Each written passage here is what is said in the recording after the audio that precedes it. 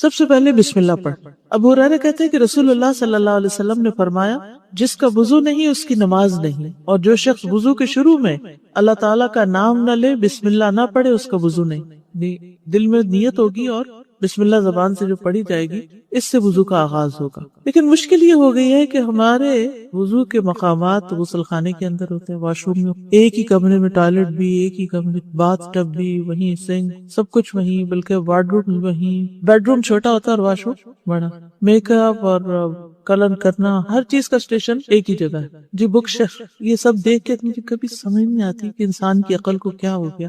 کم از کم گندگی کا مقام تو الگ کر دیتے، باقی سب کچھ تو ایک جگہ ہو ہی سکتا ہے. وضو کی جگہ بک شیلف، جوتوں کی جگہ، کپڑوں کی جگہ، باقی سب چیزیں ایک جگہ ہو سکتی، لیکن پیشاب کی جگہ جو ہے اس کو بہرحال بند اور الگ ہونا چاہیے، کیونکہ شیاطین کا بسیرا ہوتا ہے. بہرحال اب ظاہر بلڈرز جو بنا کے دیں گے وہی آپ کو لینا پڑے گا، لیکن ہمارے یہاں سوچ بھی نہیں ہوتی. آپ اندر اپنی مرضی کی چینجز تو کرا ہی سکتے ہیں جب گھر بن رہا ہوتا ہے، لیکن اس وقت چونکہ علم نہیں ہوتا، سوچ نہیں ہوتی، تو جو بھی مل گیا ٹھیک ہے. جی کراہت بھی آتی لیکن بس مجبوری ہوتی. بہت سمپل ہے، جس طرح بعض لوگوں نے تھوڑا سا اس کو ایک دیوار دی ہوتی تو ایک کی بجائے دو دیتی اور اس میں دروازہ رکھ دیں، چاہے ایک ہی چھت کے اندر ہو، یعنی ایک کونے میں بنا لے لیکن اس کو دو طرف سے بند کر دے، یعنی اس کے اندر جب جائے تو وہ چاروں طرف سے بند ہو. کیونکہ بعض اوقات کسی اور کو بھی اندر کوئی چیز لینے کے لیے آنا جانا پڑتا ہے تو ناپسندیدہ صورتحال میں. تو اب بسم اللہ کیسے پڑھے؟ اب یہ ڈائلیما ہے. بیت الخلاء میں کس طرح بسم اللہ پڑھی جائے نہ پڑھی جائے، باہر نکل کے پڑھی جائے، پھر اندر جایا جائے،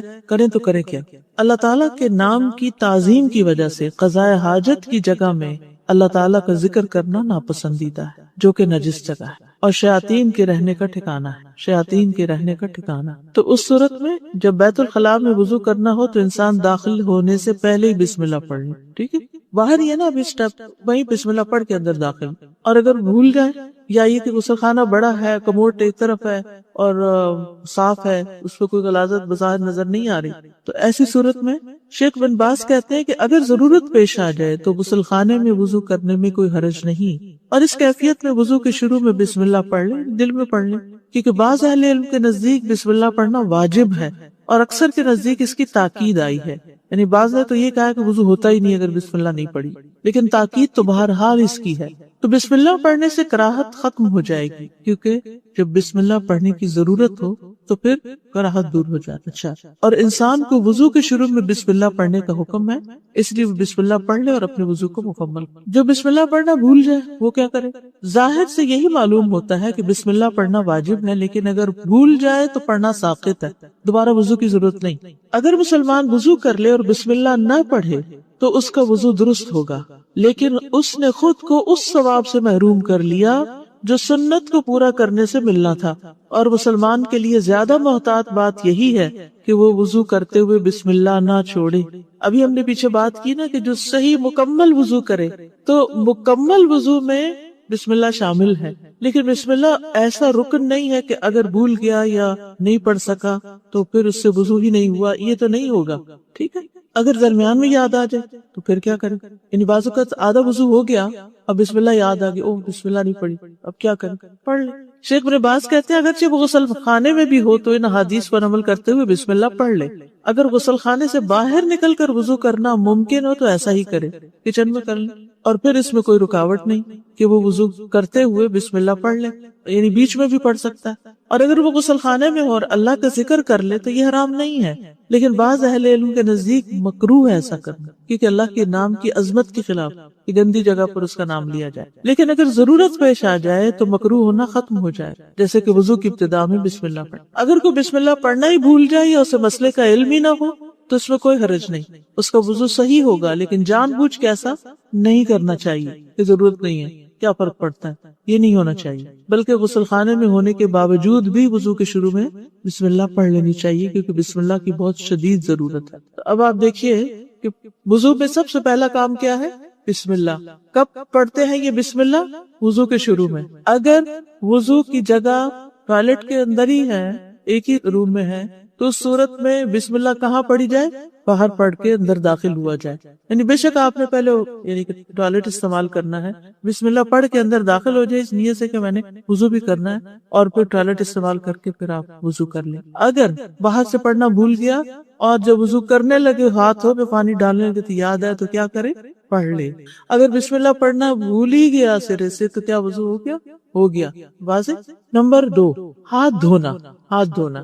مقدام بن مادی کرب کندی رضی اللہ عنہ کہتے ہیں کہ رسول اللہ صلی اللہ علیہ وسلم کے پاس وضو کا پانی لایا گیا. کیا لایا گیا؟ وضو لایا گیا. آپ صلی اللہ علیہ وسلم نے وضو کیا، پس آپ نے اپنی دونوں ہتھیلیاں 3 بار دھوئیں. یہ دونوں ہتھیلیاں 3 بار، ان کو ہتھیلی کہا جاتا ہے، اور ہاتھ جو ہے وہ سارے کے اوپر اطلاق ہو جاتا ہے. یہ ہتھیلی جو ہے اتنا حصہ، اور پہلے دائیں پھر بائیں. ٹھیک ہے، پہلے دائیں پھر بائیں پھر دائیں. وضو کی ابتدا ہاتھ سے کرنا. عبد الرحمن بن جبیر بن نفیر اپنے والد سے روایت کرتے ہیں کہ ابو جبیر کندی رسول اللہ صلی اللہ علیہ وسلم کے پاس آئے تو رسول اللہ صلی اللہ علیہ وسلم نے ان کے لیے وضو کا پانی لانے کا حکم دیا اور فرمایا ابو جبیر وضو کرو. ابو جبیر نے منہ سے وضو کرنا شروع کر دیا، یعنی ہاتھ سیدھا منہ دھویا. تو رسول اللہ صلی اللہ علیہ وسلم نے انہیں فرمایا اپنے منہ سے شروع نہ کرو، کیونکہ کافر اپنے منہ سے شروع کرتا ہے. یعنی وہ پہلے ہتھیلیاں نہیں دھوتے، ڈائریکٹ چہرے سے. اس زمانے میں وہاں لوگ ایسے کرتے ہوتے. پھر رسول اللہ صلی اللہ علیہ وسلم نے وضو کا پانی منگوایا اور اس ترتیب سے وضو کیا کہ اپنے ہاتھ دھوئے حتیٰ کہ ان کو صاف کیا، پھر کلی کی اور سو آن. دائیں جانب سے وضو کرنا. حضرت عائشہ کہتی ہیں کہ نبی صلی اللہ علیہ وسلم ہر کام میں جہاں تک ممکن ہوتا دائیں جانب سے شروع کرتے، یعنی دائیں جانب سے شروع کرنے کو پسند کرتے تھے. یہ صحیح بخاری کی روایت ہے. کنگھی کرنے اور وضو کرنے میں بھی، یعنی وضو کا خاص طور پر ذکر آیا.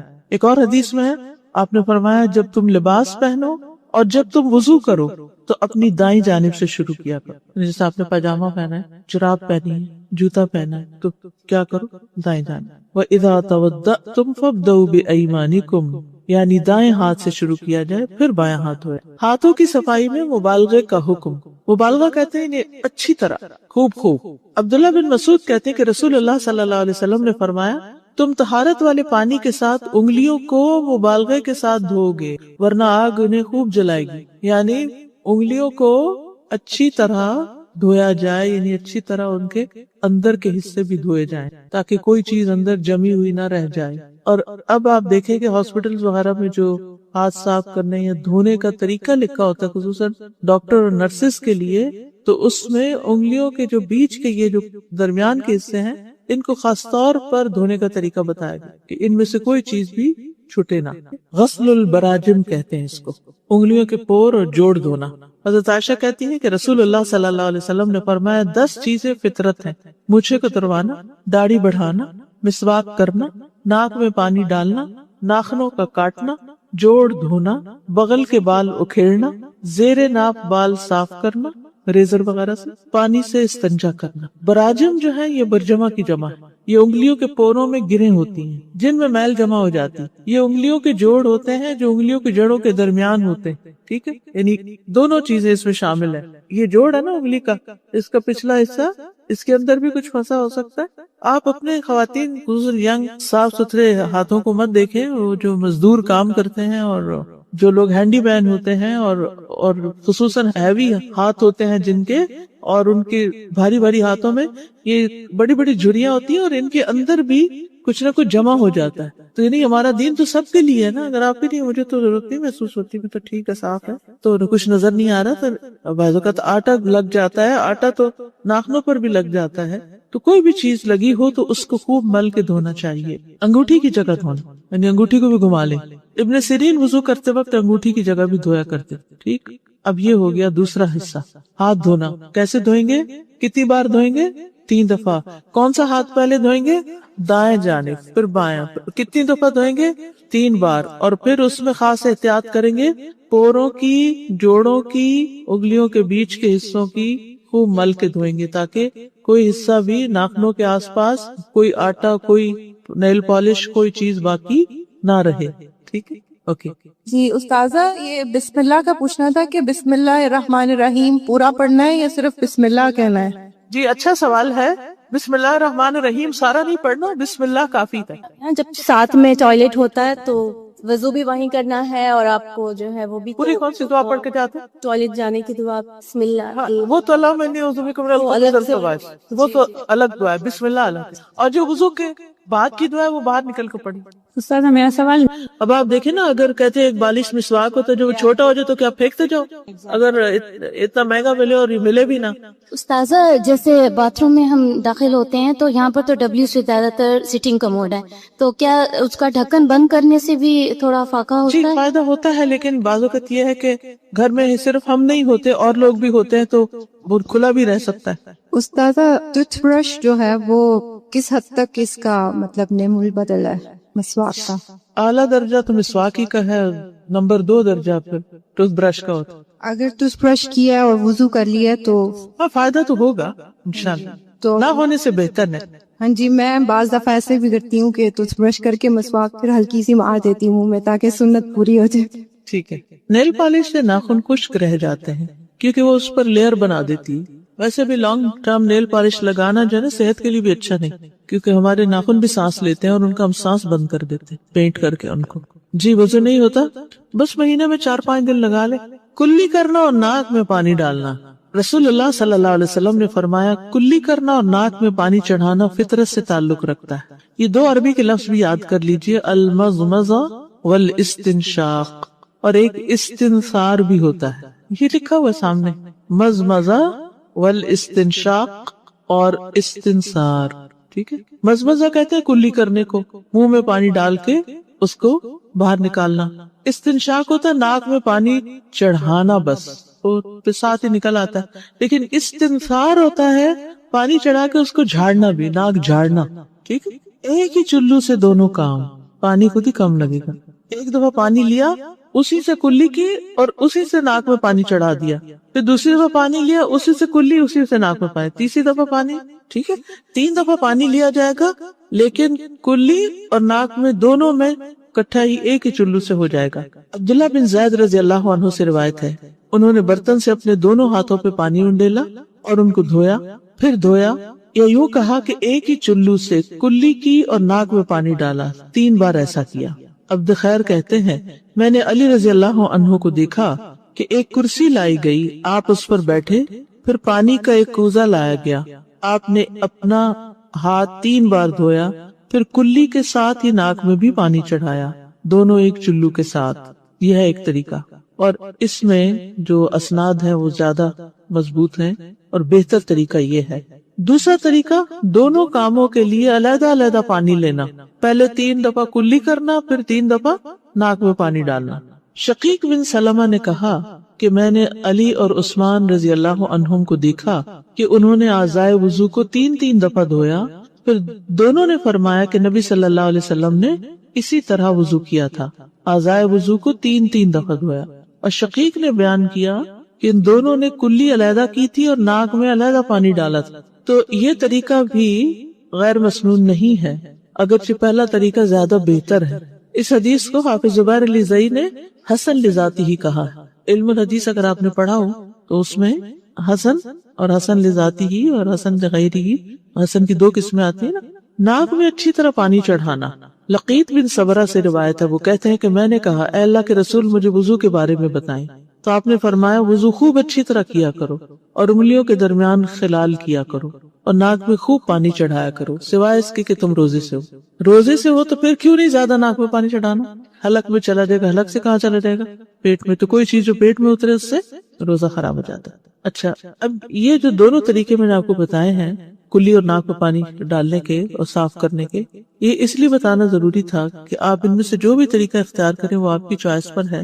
لیکن ہم بہت جلد ججمنٹل ہو جاتے ہیں اور دوسروں کو غلط ثابت کرنا شروع کر دیتے ہیں. اگر علم ہوتا ہے تو پھر انسان سے یہ نقص دور ہو جاتا ہے اور دین میں ایک وسعت بھی آتی ہے. بہت سے جھگڑے تو وہیں شروع ہو جاتے ہیں, میاں بیوی کا جھگڑا ہو یا کہیں لوگوں کے درمیان آپ وضو کر رہے ہیں اور کچھ نہیں تو بدگمانی لے کے تو ضرور اٹھیں گے کہ کیسے جاہل لوگ ہیں, انہیں یہ نہیں پتا کہ کلی کیسے کرتے ہیں.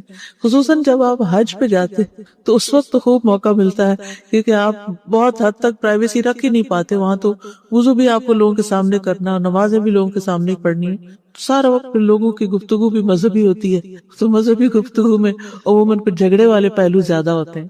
تو اگر آپ کو پتا ہوگا بھئی اس کی گنجائش ہے تو پھر آپ دوسروں کی زیادہ خبر نہیں لیں گے. ناک جھاڑنا, ابو हुरैरा रज़ी अल्लाह अन्हु से रिवायत है, रसूलुल्लाह सल्लल्लाहु अलैहि वसल्लम ने फरमाया, जब तुम में से कोई वुजू करे तो अपने नाक में पानी डाले और उसे झाड़े, उससे बहुत सी गंदगी जो है दूर हो जाती है, जो सांस लेते हुए बालों के साथ नाक के अटक जाती।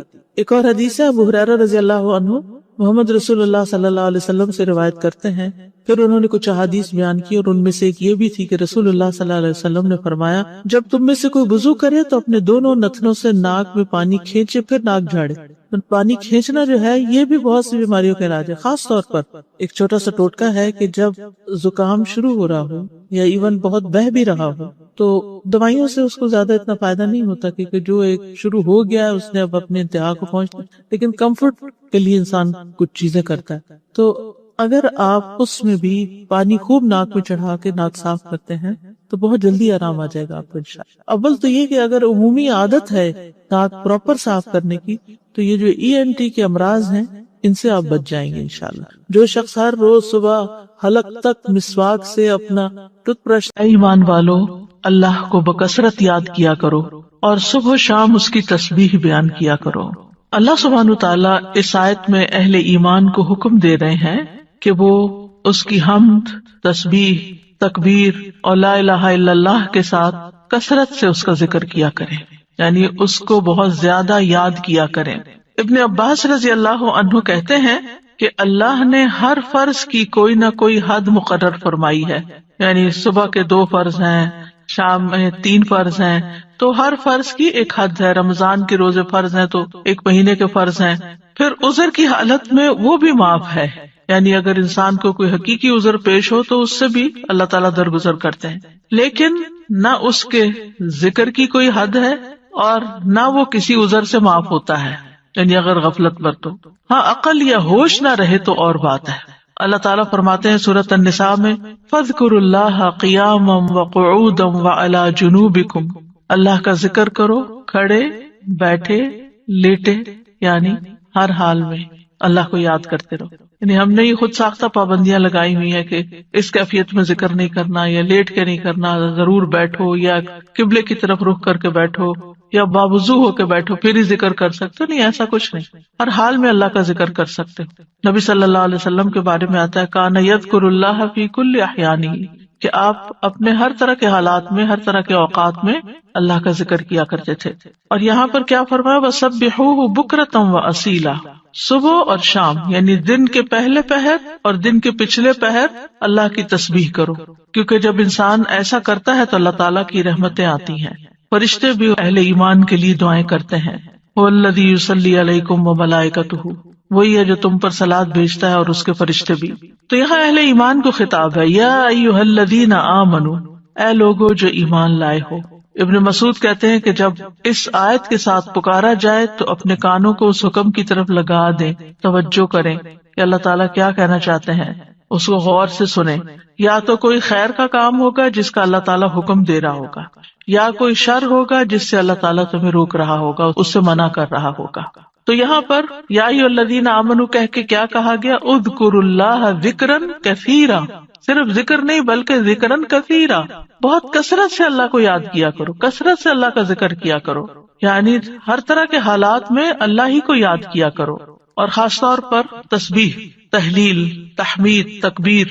मुजाहिद कहते हैं ये वो कलिमात हैं जिन्हें पाक, नापाक, बेवुजू और जुम्बी भी कह सकता है। नहीं, अगर कोई हालत जनाबत में है तो भी सुभान अल्लाह कहने में उसको कोई हरज नहीं, अल्हम्दुलिल्लाह वो भी कह सकता है। जैसे अगर किसी को नहाने की जरूरत है और उसको थोड़ा टाइम है नहाने में किसी भी वजह से, तो उस दौरान अगर वो पानी पीने लगा है तो बिस्मिल्लाह कह सकता है, पानी पी चुका है तो अल्हम्दुलिल्लाह कह सकता है, इसी तरह अस्तगफिरुल्लाह कह सकता है। तो ये कलिमात हर हाल में कहे जा सकते हैं। फिर दिल के इखलास के साथ जिक्र करना चाहिए, यानी जिक्र कसीर का माना किया गया वो जिक्र जो इखलास के साथ किया जाए, यानी सिर्फ क्वांटिटी में ही ज्यादा ना हो बल्कि उसकी क्वालिटी अच्छी हो। क्वालिटी अच्छी होने का मतलब क्या है, दिल से किया गया।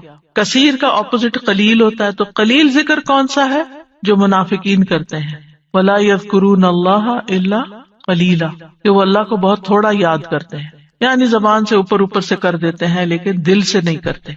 और याद तो होती भी दिल में है, याद किसी की भी दिल में होती है तो जबान पे आती है, اور دوسرے لفظوں میں کثیر کے مقابلے میں قلیل ذکر کیا ہے کہ انسان بس صرف صبح شام کے اذکار کرے، نمازوں کے بعد ذکر اذکار کرے، اور مختلف حالات میں جیسے کھانا کھایا یا مخصوص اذکار جو ہیں صرف ان کی پابندی کرے. لیکن ذکر کثیر اس کے برعکس کیا ہے کہ انسان ان خاص مواقع کے علاوہ بھی ہر حال میں اللہ کو یاد کرتا رہے، اللہ کی یاد اس کے دل میں تازہ رہے. اور یہ ایک ایسا عمل ہے، یعنی ایک ایسی عبادت ہے کہ اس پر عمل کرنے والا آرام کی حالت میں بھی، لیٹے ہوئے بھی، بیٹھے ہوئے بھی، چلتے پھرتے اللہ تعالیٰ کو یاد کر سکتا ہے. یعنی باقی کام کرنے کے لیے جیسے نماز ہے یا قرآن ہے تو اس کے لیے پھر آپ کو ایک ایفرٹ کرنی پڑتی. خالی سبحان اللہ الحمدللہ اللہ اکبر پڑھنے میں آپ کو کوئی ایفرٹ بھی نہیں کرنی، صرف زبان ہلانی ہوتی ہے. اور انسان اگر اس چیز کا عادی ہو جائے اللہ کے ذکر کا تو پھر اس کی زبان بری باتوں سے بھی پاک رہتی ہے اور اس کی زبان سے اچھے الفاظ ہی نکلتے ہیں. اور یہ جو ہم نے اپنے اوپر ایک ڈسپلن کے لیے پابندی لگائی تھی کہ کم از کم 100 دفعہ استغفار دن میں کرنی ہے، کم از کم 100 دفعہ سبحان اللہ پڑھنا، ٹھیک ہے، لیکن اس کا یہ مطلب نہیں کہ 100 دفعہ گنتی پوری ہوگی تو اب اس کے بعد کوئی پابندی لگ گئی یا آگے بس دروازہ بند ہے اور اس سے آگے نہیں جا سکتے. اتنا تو منیمم کریں ہی، یعنی اپنے آپ کو پابند کریں. کیونکہ جب انسان کسی بھی کام کے لیے اپنا ٹارگٹ سیٹ کر لیتا ہے نا کہ آج دن میں یہ کام میں نے اتنی دفعہ کرنا ہے یا فلاں اور فلاں کام، آپ کی ٹو ڈو لسٹ ہوتی ہے، تو آپ پھر اس کو چیک کرتے رہتے ہیں کہ ہاں یہ کام ہو گئے. اور اگر آپ نے کوئی ٹارگٹ نہیں سیٹ کیا ہوا، ہاں میں کروں گی تو پھر وہ کام نہیں ہو پاتا. تو اس لیے انسان کو اپنے لیے ٹارگٹ رکھنے چاہیے جتنے بھی آسانی سے رکھ سکے، 100 دفعہ 200 دفعہ کچھ بھی، لیکن اس کے علاوہ بھی کھلا بھی ضرور پڑھنا چاہیے. اور یہاں اسی کی طرف توجہ دلائی گئی ہے. امام ابو عمر ابن الصلاح سے پوچھا گیا کہ ذکر کی وہ کتنی مقدار ہے جس کو کرنے کے بعد انسان ان لوگوں میں شامل ہو جائے جو کثرت سے اللہ کا ذکر کرنے والے ہیں. قرآن مجید میں آتا نا والذاکرین اللہ کثیرا والذاکرات اعد اللہ لہم مغفرۃ واجرا عظیما، کہ جو بہت زیادہ اللہ کا ذکر کثرت سے کرتے ہیں، مرد ہیں عورتیں ہیں، اللہ نے ان کے لیے بہت بڑا اجر تیار کر رکھا ہے اور بخشش عطا کرے گا اس کو. یعنی وہ پھر کیا ہے، یعنی کتنا کرے کہ ہم ایسے خوش قسمت لوگوں میں شامل ہو جائیں. انہوں نے کہا کہ اگر وہ نبی صلی اللہ علیہ وسلم سے ثابت شدہ اذکار پر ہمیشگی کرتا ہے، ثابت شدہ یعنی جو پروون ہے، سنت میں موجود ہیں، تو وہ ان لوگوں میں شمار ہوگا جو مرد اور عورتیں اللہ کا کثرت سے ذکر کرتے ہیں. وَسَبِّحُوهُ بُكْرَةً وَأَصِيلًا، اور اس کی تسبیح بیان کرو صبح اور شام. تسبیح کا مطلب ہے اللہ تعالیٰ کی ذات کو ان تمام صفات اور افعال سے پاک بیان کرنا جو اس کے لیے جائز نہیں، یعنی اللہ کو ہر عیب سے پاک بیان کرنا. اب دیکھیے کہ شیطان جو ہے نا وہ انسان کا دشمن ہے، اور شیطان انسان کے دل میں اللہ تعالیٰ کے بارے میں کوئی نہ کوئی بدگمانی ڈال دیتا ہے، کوئی نہ کوئی ایسے خیالات ڈال دیتا ہے کہ جو انسان کی عقل نہیں بھی مانتی اور اس کو پسند نہیں بھی آتے، لیکن وہ خیال گزر جاتے ہیں، آتے ہیں اور چلے جاتے ہیں، جن کو وسوسے کہا جاتا ہے. اور اس کا شکار ہر انسان ہوتا ہے کسی نہ کسی درجے پر. سورۃ قاف میں اللہ تعالیٰ فرماتے ہیں وَنَعْلَمُ مَا تُوَسْوِسُ بِهِ نَفْسُهُ، اور ہم جانتے ہیں جو اس کا نفس اس کو وسوسے ڈالتا ہے. انسان کے اندر جو اندر سے اٹھتے ہیں یا شیطان کی ڈالی ہوئی نجاست ہوتی. اب اس کا توڑ کیا ہو؟ کیا اب انسان پریشان ہو کے بیٹھا رہے؟ کچھ لوگ بے حد پریشان رہتے ہیں کہ ہمیں وسوسے آتے ہیں. وسوسے ہر ایک کو آتے ہیں، لیکن ان کا پیچھا نہیں کرنا چاہیے اور ان کو جھٹک دینا چاہیے. جیسے آپ کہیں سے گزر رہے ہیں، آپ کے کپڑوں پہ گرد و غبار پڑ گیا تو آپ کیا کرتے ہیں؟ جھٹک دیتے ہیں. بس وسوسوں کو جھٹکتے چلے جائیں، ان کو ٹھہرنے نہ دیں. دوسرا یہ ہے کہ اللہ سبحانہ تعالیٰ کی تسبیح بیان کریں کہ اللہ تعالیٰ یہ جو برے خیالات آتے ہیں آپ ان سب سے پاک ہیں. تو تسبیح اس کا علاج ہے، تسبیح اس کا اینٹیڈوٹ ہے. اور پھر خاص طور پر بکرتم و اصیلا، پہلے پہر اور پچھلے پہر، دن کے ابتدائی حصے میں اور دن کے پچھلے حصے میں. بکرا کا لفظ جو ہے یعنی عام طور پر علماء اس کو سورج نکلنے تک کے وقت کو بکرا کہتے ہیں، اس کو یوں ڈیفائن کیا گیا. اور اصیلا جو ہے عصر اور مغرب کا درمیانی وقت ہے، یعنی قبل طلوع الشمس و قبل غروبها، سورج نکلنے سے پہلے اور سورج غروب ہونے سے پہلے کا وقت جو ہے یہ اذکار کا وقت ہے. اور سبحوہ میں بعض علماء نے سبحہ کا مطلب یہاں نماز فجر اور نماز عصر بھی لیا ہے. تو ذکر کے بعد تسبیح کو خاص طور پر الگ سے بیان کیا گیا. دیکھیں آیت کے پہلے حصے میں کیا ہے، اذکروا اللہ ذکرا کثیرا، کثرت سے ذکر کرو، تسبیح اس کے اندر شامل ہے، لیکن پھر اس کو الگ سے بیان کیا گیا وسبحوہ یعنی تسبیح کرو، اس لیے کہ باقی اذکار پر اس کی فضیلت ہے. یعنی تسبیح کی خاص فضیلت ہے. یعنی کچھ ذکر ہوتے ہیں نا کہ جس میں انسان اللہ تعالیٰ کو یاد کرتا ہے، اللہ تعالیٰ کی بڑائی بیان کرتا ہے، اللہ تعالیٰ کی تعریف بیان کرتا ہے، وہ بھی بہت اچھی بات ہے. اور کچھ ذکر ایسے ہیں کہ جن میں انسان اللہ تعالیٰ کو ہر عیب سے پاک قرار دیتا ہے. تو تعریف مکمل ہی نہیں ہوتی، ذکر مکمل ہی نہیں ہوتا جب تک آپ تسبیح نہ کریں. تو تسبیح اس کا ایک لازمی حصہ ہے. اور پھر خاص طور پر اس لیے بھی کہ جیسے یعنی صبح شام وقت بھی بتا دیا گیا کہ تسبیح کا زیادہ اچھا وقت جو ہے یا مناسب وقت صبح اور شام ہے، کیونکہ یہ اوقات اپنے اندر ایک خاص فضیلت رکھتے ہیں. صبح کا وقت یہ برکت کا وقت ہے، اور والعصر عصر کے وقت یہ اللہ نے قسم کھائی. ادھر فجر کی والفجر ولیال عشر، اور ادھر عصر کی والعصر ان الانسان لفی خسر. وہاں پر انسان کو ایک دن مل رہا ہوتا ہے اور عصر کے وقت دن ہاتھ سے جا رہا ہوتا ہے، انسان خسارے میں پڑ رہا ہوتا ہے، لوز کر رہا ہوتا ہے، ایک چیز ہاتھ سے چھوٹ رہی ہوتی ہے. تو جس وقت کوئی نعمت مل رہی ہے اس وقت بھی اللہ کو یاد کرو، اور جس وقت کوئی نعمت جا رہی ہے اس وقت بھی خاص طور پر اللہ کو یاد کرو. ان اوقات میں اگر انسان اللہ تعالیٰ کو یاد کرتا ہے تو پھر ڈپریشن کا شکار نہیں ہوتا. یہ ذکر اس کے دل کو اسٹرینتھن کرتا ہے، اس کو قوت عطا کرتا ہے. اور یہ دو اوقات جو ہوتے ہیں ان میں ذکر تھوڑا سا مشکل بھی ہوتا ہے، کیونکہ آپ دیکھیں کہ فجر کی نماز پڑھنے کے بعد جو نیند کا آپ کے اوپر خاص طور پہ راتیں آج کل بہت چھوٹی ہیں، تو اس وقت اپنے آپ کو روک کر رکھنا اور بٹھا کر، خاص طور پر اگر آپ کو اشراق پڑھنے کی عادت ہے تو وہ سارا وقت یعنی آپ اسٹرگل کر رہے ہوتے ہیں کہ سوتے جاگتے گزار رہے ہوتے ہیں کہ آپ سوئے نہیں اس وقت، کیونکہ بہت زیادہ برکت کا وقت ہے. یعنی کوئی معمولی اجر ہے کہ پورے حج اور عمرے کا ثواب اگر انسان فجر کی نماز پڑھ کے اپنی جگہ پہ بیٹھا رہے اور ذکر اذکار کرتا رہے اور پھر سورج نکلے اور پھر 2 رکعت پڑھ لے تو اتنا زیادہ اجر و ثواب. تو یہ اجر و ثواب ایسے مفت میں نہیں ملتا. اللہ تعالیٰ کو پتا تھا کہ یہ وقت بندوں پہ کتنا بھاری ہوگا. اور اسی طرح عصر کا وقت کام کاج کا وقت ہوتا ہے، دن جا رہا ہوتا ہے، انسان اپنے کام سمیٹ رہا ہوتا ہے. جیسے خاص طور پر جو لوگ جابس پر ہوتے ہیں یا بزنس میں ہوتے ہیں تو وہ آفٹر نون میں یعنی پھر تھکان کا شکار ہو جاتے ہیں سارا دن کام کرنے کے بعد. تو کچھ لوگ اس وقت آرام کرنے لگتے ہیں، تو وہ وقت بھی بڑا قیمتی وقت ہے. لیکن یاد رکھیے کہ ان افضل اوقات کے علاوہ سارا دن بھی اور کسی بھی وقت ذکر کرنا باعث فضیلت ہے. اور اللہ تعالیٰ نے تو ہمیں پیدا ہی اپنی عبادت کے لیے کیا ہے، تو عبادت کی کچھ خاص شکلیں ہیں اور کچھ خاص طریقے ہیں اور کچھ عمومی چیزیں ہیں جو انسان کا ہر وقت عبادت میں شامل کر سکتی ہیں. وما خلقت الجن والانس الا لیعبدون. امام نووی کہتے ہیں کہ اس آیت سے پتہ چلا کہ بندے کی افضل حالت وہ ہے جب وہ اپنے رب کا ذکر کر رہا ہوتا ہے اور وہ ان اذکار میں مصروف ہوتا ہے جو رسول اللہ صلی اللہ علیہ وسلم سے وارد ہیں، یعنی جو آپ نے بتائے ہیں یا آپ نے کیے ہیں. اور اس طرح انسان اپنی زندگی کا مقصد پورا کر رہا ہوتا ہے. اس کے علاوہ ہم دیکھتے ہیں کہ تمام مخلوقات اللہ کا ذکر کرتی ہیں. تسبح لہ السماوات السبع، 7 آسمان اللہ کی تسبیح بیان کرتے ہیں. کبھی ہمیں خیال نہیں آیا آسمان کی طرف دیکھتے ہوئے کہ یہ تسبیح کر رہا ہے، اور یہ نہیں 7 کے 7 کر رہے ہیں. والارض، یہ زمین جس پہ ہم چلتے ہیں، جس پہ ہم چیزیں اگاتے ہیں اور جس پہ گھر بناتے ہیں، یہ زمین بھی اللہ کی تسبیح بیان کرتی. ومن فیہن، اور جو مخلوق ان کے اندر ہے، آسمان و زمین کے بیچ میں یا زمین کے اندر، چھوٹے چھوٹے کیڑے مکوڑے، ہر چیز، بڑے بڑے آبجیکٹس، سبھی تسبیح کرتے، چرند پرند، حیوان، انسان.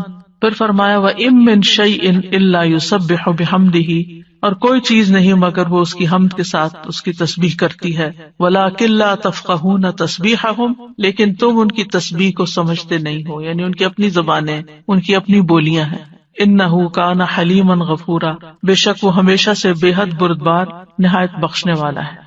داؤد علیہ السلام کے بارے میں ہم جانتے ہیں کہ ان کے ساتھ پرندے اور پہاڑ تسبیح کیا کرتے تھے.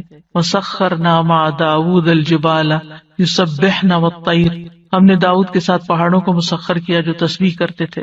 فرشتے تسبیح کرتے ہیں. وَالْمَلَائِكَةُ يُسَبِّحُونَ بِحَمْدِ رَبِّهِمْ وَيَسْتَغْفِرُونَ لِمَنْ فِي الْأَرْضِ، فرشتے اپنے رب کی حمد کے ساتھ تسبیح کرتے ہیں اور زمین والوں کے لیے بخشش کی دعائیں کرتے ہیں. حاملین عرش جو ہیں وہ خاص طور پر اللہ کا ذکر کرتے ہیں.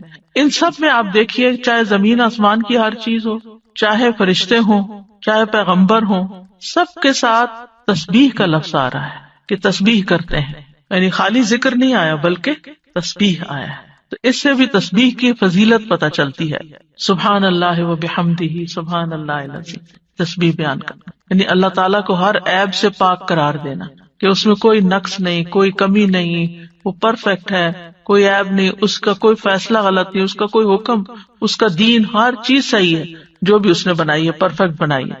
تو الذین یحملون العرش ومن حولہ یسبحون بحمد ربہم، جو فرشتے عرش اٹھائے ہوئے ہیں اور جو اس کے ارد گرد ہیں سب اپنے پروردگار کی حمد کے ساتھ اس کی تسبیح کر رہے ہیں، یعنی سارے کے سارے تسبیح کرتے ہیں. اور جہاں تک ذکر کا تعلق ہے تو قرآن مجید میں ذکر کا لفظ بھی آتا ہے، یعنی عمومی ذکر تسبیح کے علاوہ جو بھی ذکر ہو، اللہ اکبر ہو، الحمدللہ ہو، لا الہ الا اللہ ہو، یا اور جو اذکار ہمیں بتائے گئے ہیں صبح شام کے. تو دیکھیے کہ مومنوں کی جو مختلف صفات بیان ہوئی ہیں ان میں صرف ذکر کے ساتھ کثرت کا لفظ آیا ہے. سورۃ الاحزاب کی آیت نمبر 35 ہے نا، ان المسلمین والمسلمات والمؤمنین والمؤمنات والقانتین والقانتات والصادقین والصادقات والصابرین والصابرات والخاشعین والخاشعات والمتصدقین والمتصدقات والصائمین والصائمات والحافظین فروجهم والحافظات والذاکرین اللہ کثیرا والذاکرات. یعنی ساری صفات اپنی جگہ ہیں کہ وہ مسلمان ہیں، مومن ہیں، فرما بردار ہیں، سچے ہیں، صبر والے ہیں، عاجزی کرنے والے ہیں، صدقہ کرنے والے ہیں، روزہ دار ہیں، اپنی شرمگاہوں کی حفاظت کرتے ہیں اور اللہ کا کثرت سے ذکر کرتے ہیں. تو اس سے بھی اندازہ لگائیں کہ ذکر کی کتنی اہمیت ہے کہ ذکر میں کثرت چاہیے. باقی چیزیں تو اپنے اپنے وقت پر ہوں گی، لیکن اللہ کے پسندیدہ وہ ہیں جو ذکر میں کثرت کرتے ہیں. جیسا کہ سورۃ آل عمران میں آتا ہے، الذین یذکرون اللہ قیاما وقعودا وعلی جنوبہم، جو اللہ کو یاد کرتے رہتے ہیں کھڑے بھی، یعنی کچھ کام ہم کھڑے ہو کے کرتے ہیں، کھڑے ہو کے تھک جاتے ہیں تو وقعودا بیٹھ جاتے ہیں اور پھر لیٹ جاتے ہیں. تو چاہے کھڑے ہوں، چاہے بیٹھے ہوں، چاہے لیٹے ہوں، وہ ذکر نہیں چھوڑتے، ہر حال میں ذکر کرتے رہتے ہیں. یہ ان کی صفت ہے، یعنی ذکر کے لیے صرف کوئی وقت یا جگہ مخصوص نہیں ہے بلکہ ہر حال میں. اور پھر جو اس کا اجر ہے، نبی صلی اللہ علیہ وسلم نے فرمایا، کیا میں تمہیں تمہارا بہترین عمل نہ بتاؤں جو تمہارے مالک کے نزدیک اچھا اور پاکیزہ عمل ہے اور تمہارے درجات میں سب سے زیادہ بلند ہے؟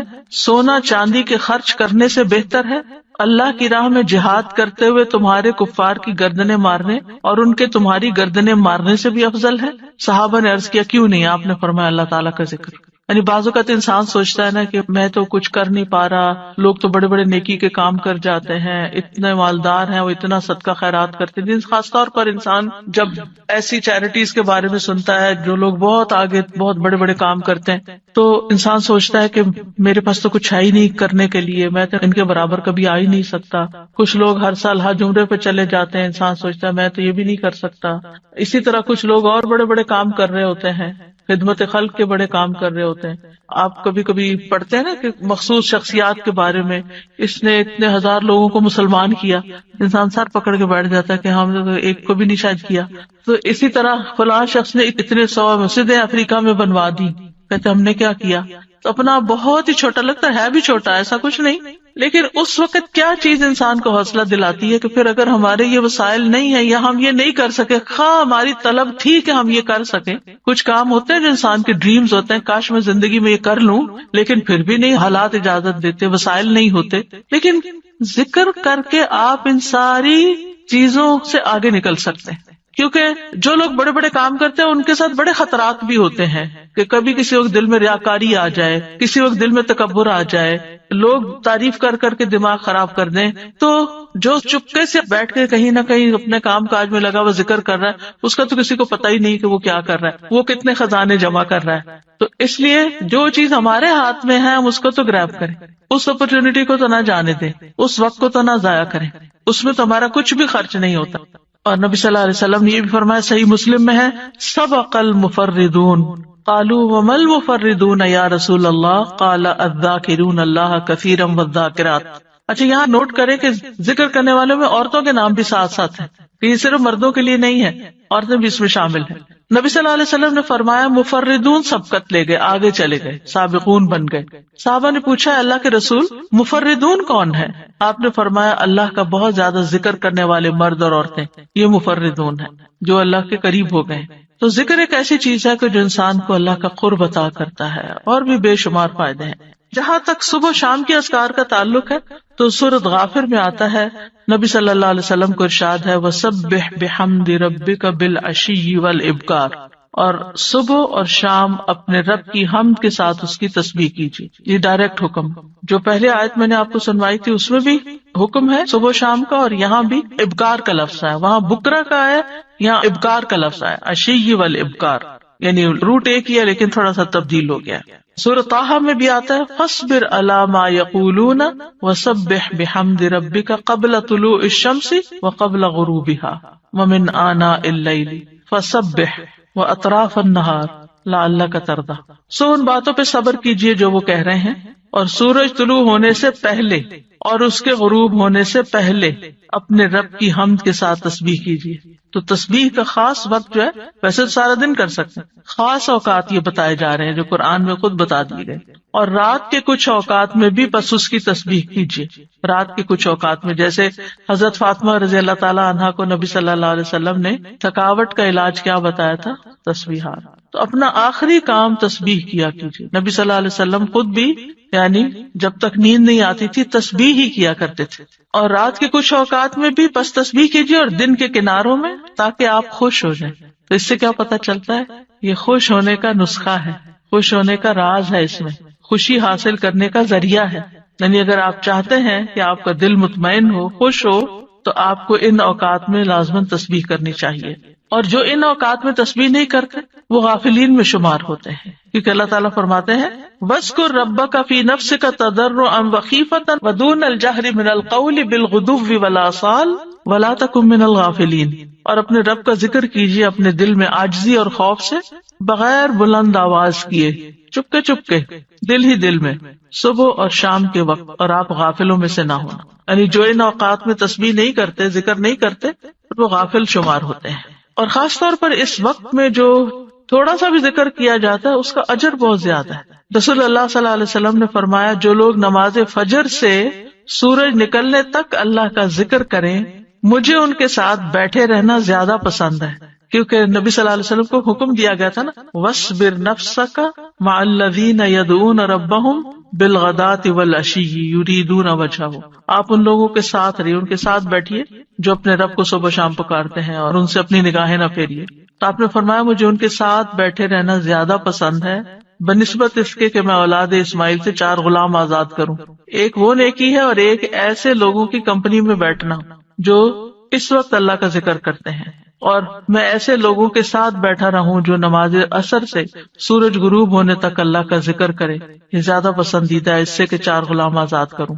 تو نماز عصر کے بعد کا وقت بھی صرف جمعے کا دن نہیں، کیونکہ ہم عام طور پر جمعے کے دن پھر بھی تھوڑا سا بہتر کر لیتے ہیں، لیکن عام دنوں میں ہم اس وقت کو دھیان نہیں کرتے. ٹھیک ہے، اگر اس وقت میں آپ کے کچھ مخصوص کام ہے گھر کے، یا واک کا وقت ہے، یا کوئی بھی، تو اس وقت کی برکت کی وجہ سے کہ یہ ذکر کا خاص وقت ہے. اور آپ نے یہ بھی دیکھا ہوگا کہ پرندے بھی صبح کے وقت سورج نکلنے تک چہچہا رہے ہوتے ہیں، اور پھر اس کے بعد جب چڑیا اپنے گھونسلوں کو جاتی ہیں اور جو ہی سورج غروب ہو جاتا ہے تو خاموشی سے سونے لگتی ہیں. تو یہ اوقات بھی یعنی ایک نیچرل تسبیح کے اوقات ہیں. اور ابھی آگے بھی وہ ذکر آئے گا، تسبیح آئے گی جو آپ نے حضرت جویریہ رضی اللہ تعالی عنہا کو سکھائی تھی، وہ بھی انہی اوقات میں پڑھنے کی تسبیح ہے. اور صبح کے وقت ذکر کرنے سے شیطان کی گرہیں کھل جاتی ہیں انسان سے. جب انسان صبح کے وقت اٹھتا ہے اور پھر وضو کرتا ہے، نماز پڑھ لیتا ہے، ذکر کر لیتا ہے، تو حشاش بشاش خوش مزاج ہوتا ہے، ورنہ سستی ہوتی ہے اس کو. پھر اسی طرح یہ ہے، رسول اللہ صلی اللہ علیہ وسلم نے فرمایا بنی آدم کے ہر انسان کو 360 جوڑوں پر پیدا کیا گیا ہے، اس کے جسم میں 360 جوڑ لگے ہوئے ہیں. بس جو شخص اللہ اکبر، الحمدللہ، لا الہ الا اللہ، سبحان اللہ، استغفر اللہ کہے، لوگوں کے راستے سے پتھر یا کانٹا یا ہڈی ہٹا دے، یا نیکی کا حکم دے یا برائی سے روکے، تو یہ اس کے 360 جوڑوں کے شمار کے برابر ہے. اور وہ اس دن جب شام کرے گا تو اپنے نفس کو جہنم کی آگ سے دور کر لے گا. یعنی جو اپنے جوڑوں کا صدقہ روزانہ نکال لیتا ہے، اور یہاں مالی صدقے کے بارے میں بات نہیں ہو رہی، یہاں اذکار کی بات ہو رہی ہے خاص طور پر، یا کچھ کام ہے جس سے دوسروں کی تکلیف ہٹانا مقصود ہے، تو انسان اپنے آپ کو جہنم کی آگ سے آزاد کر لیتا ہے. ابن عثیمین کہتے ہیں کہ صبح و شام کی اذکار اپنے پڑھنے والوں کے لیے اس قدر وسیع، عظیم فوائد اور برکات پر مشتمل ہے کہ ان کا احاطہ نہیں کیا جا سکتا، ان کو بیان نہیں کیا جا سکتا. ان میں سے کچھ فائدے جیسے دل اور روح کی غذا ہیں، ان اوقات کے اذکار. انسان کے دل کو سکینت ایک نصیب ہوتی ہے، ٹھہر جاتا ہے دل، ایک راحت محسوس ہوتی ہے، ایک مسرت محسوس ہوتی ہے. پھر اسی طرح دنیا اور آخرت میں امن اور سلامتی کا ذریعہ ہے. دنیا اور آخرت میں سلامتی کا ذریعہ ہے، کیونکہ پروٹیکشن کی دعائیں ہیں، اس میں حفاظت کی دعائیں ہیں. پھر خیر و برکات کے دروازے کھولنے کا سبب ہے. پھر چوتھی چیز ہے اجر و ثواب کے حصول کا ذریعہ ہے، یعنی بہت زیادہ اجر و ثواب ہے ان اوقات میں اذکار کا. پھر پانچویں چیز ہے شر کے واقع ہونے سے پہلے، یعنی کسی تکلیف کے آنے سے پہلے اور واقع ہونے کے بعد اسے ہٹانے کا ذریعہ ہے. ویسے بھی نبی صلی اللہ علیہ وسلم نے فرمایا نا، دعا اس مصیبت میں بھی فائدہ دیتی ہے جو واقع ہو چکی، اور اس میں بھی فائدہ دیتی ہے جو ابھی واقع نہیں ہوئی، جو ابھی مصیبت نہیں آئی. اے اللہ کے بندو دعا کو لازم کر لو. تو یہ صبح شام کی دعائیں ہی ہیں ایک طرح سے ان میں زیادہ تر. پھر ان اذکار میں انسان اللہ کی نعمتوں اور مہربانیوں کا اعتراف کرتا ہے، یعنی صبح شام کے اذکار جو ہے یہ اللہ کی پے در پے نعمتوں کا اعتراف ہے. جیسے سید الاستغفار میں کہتا ہے نا، ابو لک بنعمتک علیہ، اللہ جو تیری نعمتیں مجھ پر ہیں میں ان کا اقرار کرتا ہوں، اکنالج کرتا ہوں. اللہ تعالیٰ کی مہربانیوں اور اس کے احسان پر اس کا شکر ادا کرنا ہے. پھر ساتویں چیز یہ ہے کہ رب کے سامنے فقر اور عاجزی کا اظہار ہے کہ میں تو اس سے بے نیاز نہیں ہوں، تیری ہی پروٹیکشن چاہتا ہوں، تیری طرف رجوع کرتا ہوں. پھر آٹھویں چیز یہ کہ یہ بندے کی اصلاح کے اسباب میں سے ہے، اور خاص طور پر دل کی اصلاح. اور دل کی اصلاح ہو نہیں سکتی جب تک دل میں اللہ کی محبت یا اللہ کے لیے محبت اور اللہ کی تعظیم اور اللہ کی بڑائی اور اللہ تعالیٰ کے پاورفل ہونے اور اس کے سارے جو اسماء و صفات ہیں ان پر یقین نہ ہو. اس وقت تک اللہ کی بڑائی دل میں نہیں آتی. ابن باز کہتے ہیں کہ جو شخص صبح شام کے اذکار پر حفاظت کرے، سچائی، ایمان اور اللہ پر بھروسہ اور اعتماد کرتے ہوئے یہ اذکار کرے، اور یہ دعائیں جن معنی پر دلالت کرتی ہوں ان کے لیے انسان کا سینہ کھلا ہوا ہو، تو یہ اسے جادو اور دیگر مصیبتوں کے واقع ہونے سے پہلے ان کے شر سے بچانے کا سب سے بڑا سبب، اور تکلیف واقع ہو جائے تو ان کو ہٹانے کا بھی سب سے بڑا سبب. ان کو چھوڑنا نہیں چاہیے، کیونکہ بعض اوقات کوئی تقدیر نافذ ہونی ہوتی ہے تو انسان بھول ہی جاتا ہے یا سویا ہی رہ جاتا ہے یا کوئی بھی وجہ بن جاتی ہے اور انسان غافل ہو جاتا ہے اور اتنے میں وہ واقع ہو جاتی. ابن قیم کہتے ہیں کہ دعائیں اور تعوذات ہتھیار کی طرح ہیں، ہتھیار ہیں. ہتھیار مارنے والے کی قابلیت اور صلاحیت کے مطابق اثر کرتا ہے، صرف تیز دھار کے ساتھ نہیں. یعنی آپ کے پاس کیسی بھی سوڈ ہو، آپ کے پاس کیسی بھی گن ہو، لیکن اگر آپ کو چلانی نہیں آتی تو فائدہ نہیں ہے. جب ہتھیار کامل ہو اور اس میں عیب نہ ہو، اور وہ بازو طاقتور ہو جو ہتھیار چلاتا ہے، اور رکاوٹ نہ پائی جاتی ہو، تو اس ہتھیار کے ساتھ دشمن کے لیے تاثیر واقع ہوگی اور وہ دشمن کو بھگا دے گا، زخمی کر دے گا. اگر ان چیزوں میں سے کسی میں کوئی کمی ہو جائے تو تاثیر بھی کم ہو جائے گی. کون کون سی چیزیں؟ ہتھیار بھی اچھا، عیب بھی نہ ہو، اور چلانا بھی صحیح آتا ہو. آپ نے عام طور پہ سنا ہوگا لوگ کہتے ہیں کہ ہم خود نہیں رقیہ کر سکتے، کسی راقی کے پاس جانے کی کیا ضرورت ہے. ہم بھی کر سکتے، وہ ضرور کرو، کسی نے منع تو نہیں کیا. لیکن بعض اوقات جو راقی ہوتے ہیں نا، ان کا جو یقین ہوتا ہے، ان کا جو انداز ہوتا ہے، ان کی جو آواز ہوتی ہے، اس کا اثر ہی کچھ اور ہوتا ہے. چلے رقیے کو آپ چھوڑیں، عام جو زبان میں بات کرتے ہیں، مثلا ایک شخص کہتا ہے ادھر آؤ، بچے کو کہتے ہیں ادھر آؤ، وہ سنتا ہی نہیں، تو اس کہتا ہے ادھر آؤ، تو وہ ڈر کے مارے آ جاتا ہے. کہنے والے کے کہنے میں بڑا فرق بھی ہوتا ہے اور اس کا اثر بھی فرق ہوتا ہے. کچھ لوگوں کی بات لوگ آسانی سے مان جاتے ہیں اور کچھ کی تو بالکل نہیں مانتے.